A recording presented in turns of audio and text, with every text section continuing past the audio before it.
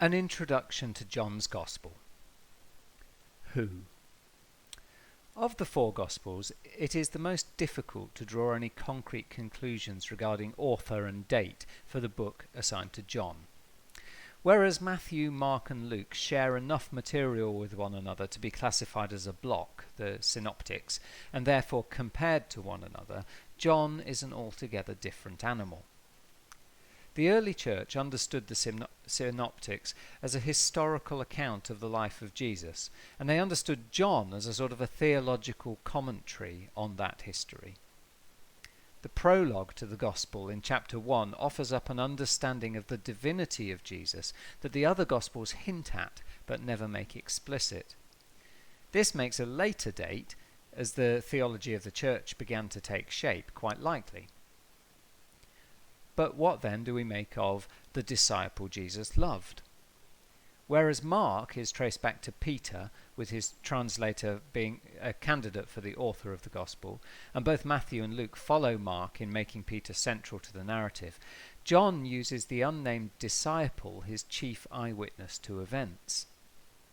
It is presumably by comparing John's account to the synoptics that this character is identified as John the son of Zebedee, who went with Peter and James to the tomb after Jesus' resurrection.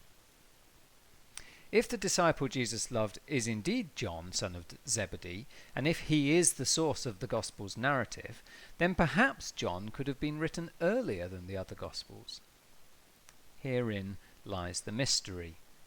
Further to these issues of authorship is the connection between John's Gospel and the epistles of John, which share much of the same theology and a similar writing style. The author of these letters identifies himself as the elder, and it's conjectured that perhaps we have here another branch of the early church at a slight remove from the Pauline churches to which most of the New Testament letters are written. Identifying the Gospel of John with a Johannine community to whom the letters of John were also written makes a good deal of sense. It explains the slightly different theology of the Gospel and gives us a school of authors who may have written and or edited John's Gospel. When? As it is difficult to pin down an author, so it is hard to date John's Gospel. The consensus of opinion puts it somewhere between 85 and 100 AD, although there are some who think it could have been written as early as 50 AD, and others who contend that it must be a 2nd century document. Why?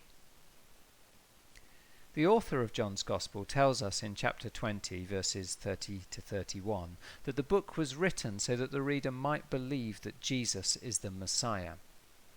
And this does appear to be the major purpose of the book, which is arranged around a series of 7 signs that point to Jesus as Messiah. There's also a dualist nature to John's Gospel, as the author delineates between light and dark, truth and lies, knowledge and ignorance. The point of this seems to be that the document is written to counter the claims of a group called the Gnostics, who said that access to salvation was only via a secret knowledge.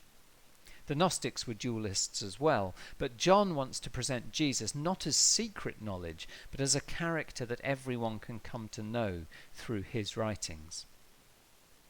So John's Gospel presents Jesus as the Messiah, who is accessible to everyone. And it also gives us a slightly different view of the events of his life than the Synoptic Gospels, presenting Jesus in the light of the developing theology of the early church.